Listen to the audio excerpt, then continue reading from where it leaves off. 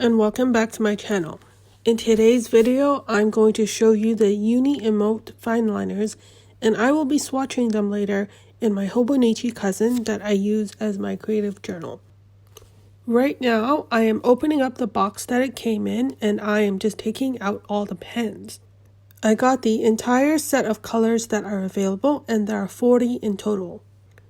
They are available for purchase individually, or if you want to buy them in sets. They come in sets of 5, and there are 8 of those sets in total. Or you can get them in packs of 10, and there are 3 of them right now. I'm not sure why there aren't 4.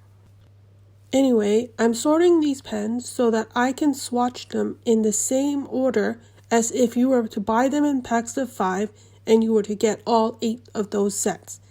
These sets are curated and they have a name for each of them, so I thought it was a good way to show off these colors. Now, why did I decide to buy these pens? I already have a set of fine liners that I've been using for quite a while, and I'm not really a big artist, so I don't need so many colors. But the thing is, my existing fine liners are starting to wear down.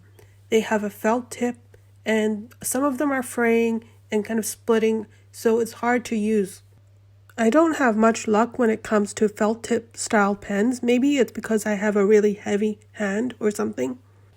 These fine liners are supposed to have this plastic tip that kind of protects the felt tip inside it, so that makes it more durable, and hopefully that will be easier for me to write with and they will last longer. They have a 0.4mm tip, which is the same tip as my existing fine liners, so I like that particular size. These are supposed to have water-resistant ink, which hopefully that means I can highlight over the ink. And lastly, the main reason that I got these pens was because they were at a very good price on Cult Pens. I will link to the Cult Pens listing below. If you were to get this from some other retailer, it would cost a lot more. And Cult Pens will occasionally have sales, and I managed to get my set of pens at 10% off, and that's already on top of the very low price. Now I'm starting doing the swatching. You'll notice that I'm using my Hobonichi cousin, and I'm using the monthly calendar that's at the beginning of the planner. I am using my cousin as a creative journal.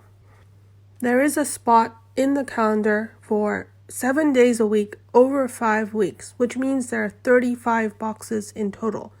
But because there's also a sidebar on the left side, I can extend the boxes and make another 5 boxes on the left. That means there are 40 boxes in total, which is exactly the number of fine liners in the set, which is just perfect.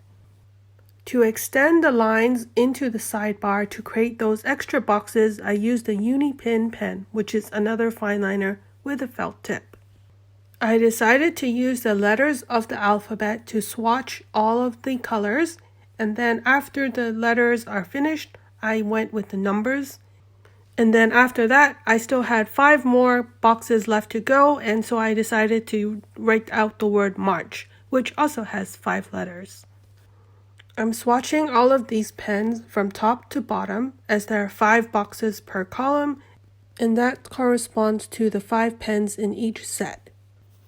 You may notice that I am moving my hand to the right because I have my computer mouse there, and partway through the swatching I decided I wanted to put on some music while I was doing all of the swatching. Obviously this video has been sped up, but it did take me over an hour to swatch out all of these pens. Overall, I did enjoy using these pens. I'm not really a big expert when it comes to fine liners. I found these pens very light. They are rather skinny compared to other fine liners or pens. Each pen does have a number, and I don't quite understand the way that they number the colors, but I guess they have their own reasoning. I'm guessing that they must have used these colors in other products before and gave them those numbers, so they're just reusing those same numbers again. There was one color out of the entire set that I didn't really enjoy writing with, and that is the color light orange, or the number 54. For that particular pen, I had to press down harder to get any color payoff. One last thing I wanted to mention before I just let you watch what I'm doing, and that is about the water resistance. I used a couple of the fine liners to write some text in my bullet journal. I put some water, just a little bit of it, on top of one line, and then I highlighted on the other line. I waited about a minute before I applied the water and the highlighter, and those smudged. So I tried the pen test again, and this time I waited a little bit longer, over 10 minutes. At that point, there was no smudging and there was no smearing. I hope this was useful for you. I'm going to now put on some background music and then you can watch me swatch the rest of the pens.